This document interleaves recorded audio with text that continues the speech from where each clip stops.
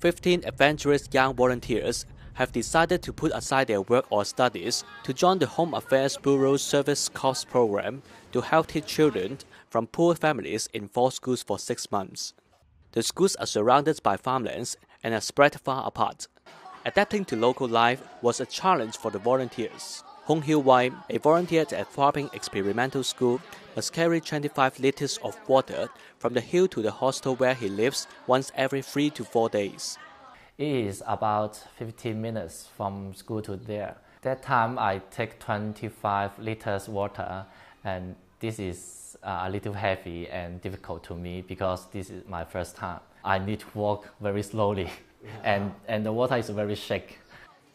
In their spare time, volunteers got to know more about their students' lives outside the classroom. Sarah Chow, a volunteer who has studied in the UK, spent her weekends exploring the nearby villages and visiting her students' families. I'm quite interested in China, the Chinese, how the kids are grown into their society nowadays. It's somehow pretty difficult because kids here, they are quite different from kids you can meet in Hong Kong or even in UK, because they are so energetic. You can't even ask them to stop because your voice is not enough to cover them. Due to a teacher shortage, the schools provide only fundamental lessons, mainly Chinese, English, and mathematics. The volunteers injected new options, including art, music, computing, integrated science, and geography lessons to arouse students' interest in learning. This student has just learned several English sentences from a Hong Kong volunteer teacher. What's your favorite food? I like banana. The volunteers live in small hostels while their students live in the same block. Su Lo, who lives in the Long Guai Primary School's women's hostel, recalls the October it floods due to heavy rain. Several Primary 5 students living downstairs are equipped with spades and buckets and worked so hard to clean the water for her. She was grateful for their help. Inside the hostels, it is hard to find a piece of furniture which is still in good condition. Most of the beds, chairs, and tables are second-hand items, made of cast-off materials from the classrooms such as wooden desks and metal bars, and assembled into basic furniture.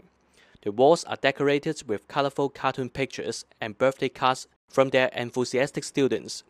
Although the drawings may be crude with incorrect spelling, the volunteers consider them precious gifts.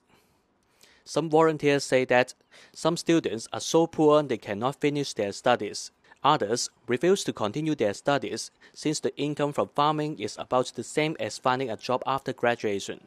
I want to encourage them to explore more and then to know more in different areas. Let them to think more and then think further, to think more about the future. They are not limited in this area. They have more options. They can make a better choice for their future.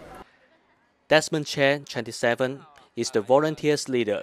He spent 3 years as a Correctional Services Department's welfare officer, helping to rehabilitate teens. He took leave from his post so he could learn more about the way teens think and behave. I hope my experience, my counseling skill can provide a platform to me to show my professional, to listen more, and to enlighten their hope through our teaching.